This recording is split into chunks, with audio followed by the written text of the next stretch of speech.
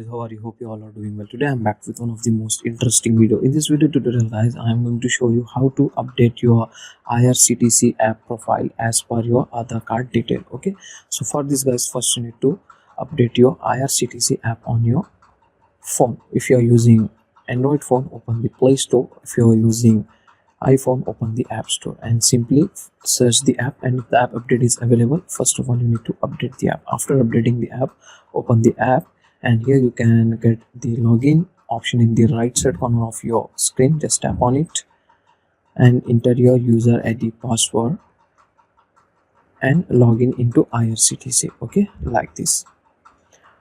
Now what you need to do, go to accounts like this and go to my profile like this, and here in the top right side corner, here you can get one edit icon button. Just tap on it and then you can edit your name, date of birth, male, female, email ID and phone number. Okay, so if you want to edit your address also, you can also get the option to edit the address. After doing the changes, don't forget to tap on update profile. Okay, so just tap on update profile option in the bottom side of your screen.